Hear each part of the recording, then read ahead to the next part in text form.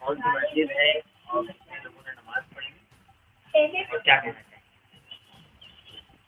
السلام علیکم ورحمۃ اللہ وبرکاتہ۔ جیسا کہ آپ تمامی لوگوں کو معلوم ہی ہے کہ آج ماشاءاللہ عید کا دن ہے، اور یہ مسجد جو ندی کے کنارے مسجد غوثیہ کے نام سے ہے،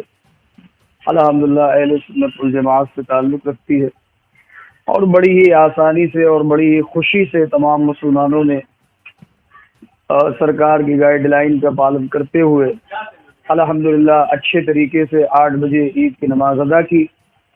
اور عید کی مبارکباد ہم تمامی مسلمان اور تمام اپنے ملک ہندوستان کے تمام دھرموں کو عید کی مبارکباد پیش کرتے ہیں۔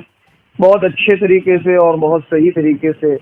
بلا کسی پریشانی سے عید الفطر کی نماز ادا کی گئی، بہت اچھے طریقے سے ماشاءاللہ 8 بجے جو عید الفطر کی نماز تھی، مہانگر تھانے سے جو سپاہی وغیرہ لگائے گئے تھے یا جو دیکھ بھال کے لیے لگائے گئے تھے، بہت اچھے طریقے سے آئے اور انہوں نے اپنی بہت اچھے طریقے سے کام کیا، اور بہت ہی آسانی سے عید الفطر کی نماز ادا کی گئی بلا کسی کوئی پریشانی اور کوئی مشقت کے۔ لاؤڈ اسپیکر کو لے کے جو بات کہی جا رہی ہے، لگاتار لاؤڈ اسپیکر اتر بھی رہے ہیں، اس میں ایک کیا مسئلہ رہے گا جو اپنے کون سے لوگ ہیں؟ دیکھیے، تمام مسلمانان عالم سے میری گزارش ہے، اور بڑے بڑے علماء کرام نے جن چیزوں کو کہا ہے،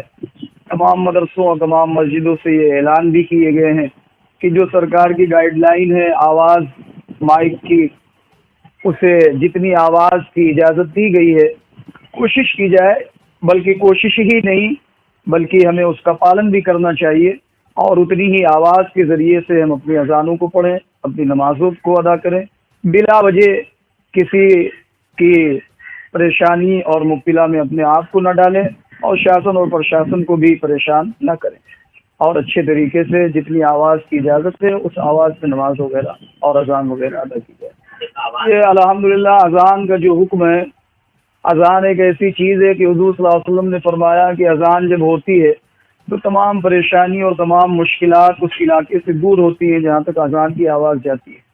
لیکن اگر اب اذان کی وجہ سے کسی کو پریشانی اور مصیبت ہوتی ہے تو حضور صلی اللہ علیہ وسلم کا یہ بھی فرمان ہے کہ ہم کسی کو، اپنے پڑوسی کو یا اپنے علاقے کے رہنے والوں کو کسی پریشانی یا مصیبت میں نہ ڈالیں، اور اذان کا مسئلہ جو ہے وہ نماز سے ہے، اور نماز کا تعلق وقت سے۔ ہم دھارمک استھل بھی اس کا پالن کر رہے ہیں، اور تمامی مسلمان سے بھی گزارش ہے کہ جو سرکار کے آرڈر ہیں جو اس کو اپنایا جائے، اور یہ صرف ہمارے اپنے مسلم دھرم کے لیے ہی نہیں ہے، بلکہ وہ چاہے چرچ ہو،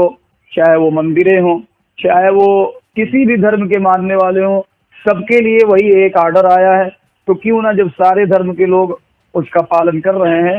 تو ہمیں بھی اپنے طریقے سے پالن کرنا چاہیے،